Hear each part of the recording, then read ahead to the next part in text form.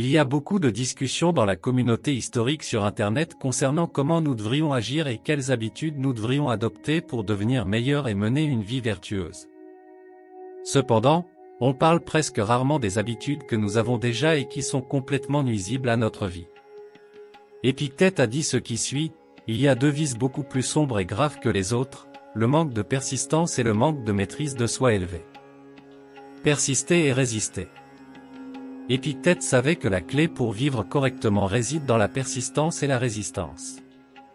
Persister signifie ne jamais cesser de s'efforcer et d'agir correctement, même lorsque nous n'en avons pas envie. Cela signifie développer de nouvelles façons d'agir qui nous rendent meilleurs.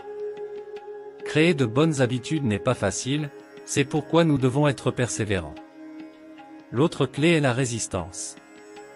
La résistance signifie éviter les tentations et les mauvaises habitudes qui nous détruisent.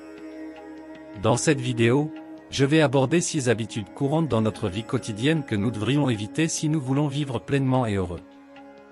Avant de commencer, je vous serais extrêmement reconnaissant si vous pouviez laisser un « j'aime » sur cette vidéo, car cela m'aiderait à diffuser cette philosophie à un plus grand nombre de personnes.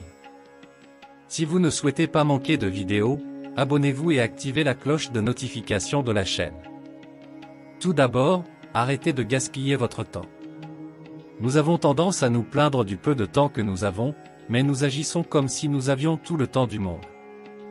Sénèque a profondément réfléchi sur la brièveté de la vie et en est venu à la conclusion que beaucoup d'entre nous existent simplement plutôt que de vivre réellement. Nous passons notre temps à faire des activités qui ne nous apportent aucun bénéfice et nous remettons à plus tard ce que nous devrions vraiment faire lorsque nous sommes paresseux.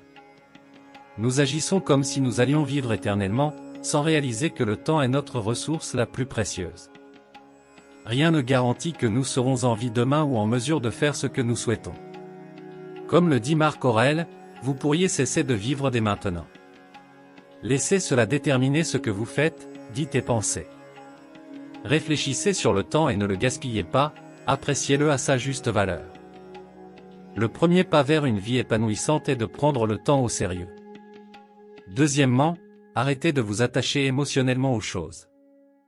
Les philosophes anciens croyaient que nous devions apprendre à lâcher prise non seulement sur le plan physique, mais aussi émotionnel. Si vous avez commis une erreur dans votre vie, ne vous torturez pas avec cela. Apprenez-en plutôt pour ne pas la répéter. La culpabilité et les remords ne servent à rien. Cela ne signifie pas qu'il est incorrect de ressentir ces émotions, elles nous aident à comprendre que nous avons agi de manière erronée. Cependant, une fois que nous avons compris nos erreurs et que nous avons appris de la situation pour ne pas les répéter, nous ne devrions pas permettre à ces émotions de continuer à nous tourmenter.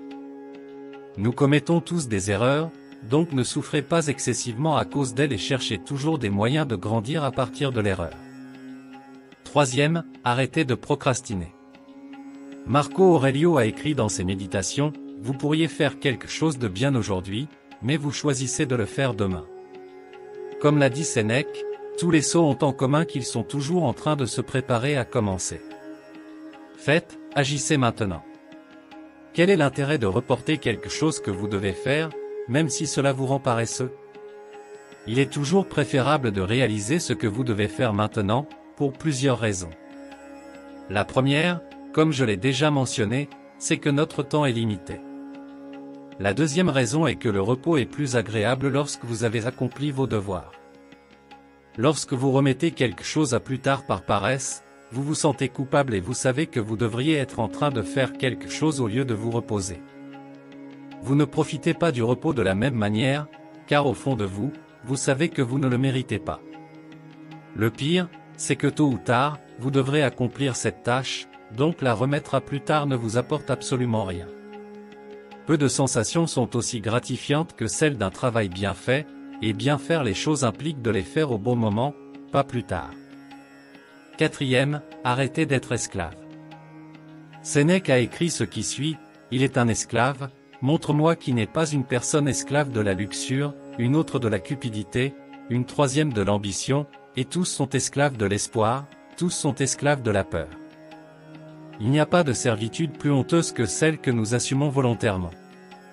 Sénèque avait raison en affirmant que nous sommes tous esclaves de quelque chose, souvent sans même en avoir conscience. nous oublions que, pour être vraiment libres, nous devons avoir notre esprit sous un contrôle total afin de résister aux tentations qui surgissent dans nos vies. Le meilleur moyen d'atteindre cette liberté est la discipline. Pour certains, cela peut être plus difficile que pour d'autres, mais nous devons tous nous rappeler quotidiennement, qui est aux commandes, nous ou nos impulsions. Comme l'a dit Épictète, nul homme n'est libre à moins d'être maître de lui-même. 5e, cessez de vous contenter de la médiocrité. Ne vous contentez pas de la médiocrité. Recherchez l'excellence chaque fois que vous entreprenez quelque chose dans votre vie. Demandez-vous, ai-je donné le meilleur de moi-même? En regardant en arrière sur votre vie, vous réaliserez que dans de nombreuses situations, vous n'avez pas donné le meilleur de vous-même. La question est la suivante, pourquoi faites-vous quelque chose qui ne mérite pas votre meilleur? S'il le mérite, pourquoi n'avez-vous pas donné le meilleur de vous-même? Posez-vous cette question dans tout ce que vous faites et efforcez-vous toujours de donner le meilleur de vous-même. Nous ne contrôlons pas si nous réussissons dans nos actions, si nous gagnons ou perdons, ou si nous sommes reconnus pour ce que nous faisons. Cependant, il est en notre pouvoir d'essayer de faire de notre mieux et de donner le meilleur de nous-mêmes dans ce que nous faisons. Tout ce qui n'est pas sous notre contrôle ne devrait pas nous importuner. Pourquoi vous contenter de faire quelque chose de médiocre lorsque vous avez la capacité de faire quelque chose d'extraordinaire? 6e, ne laissez pas l'anxiété vous dominer. Ne laissez pas l'anxiété vous dominer.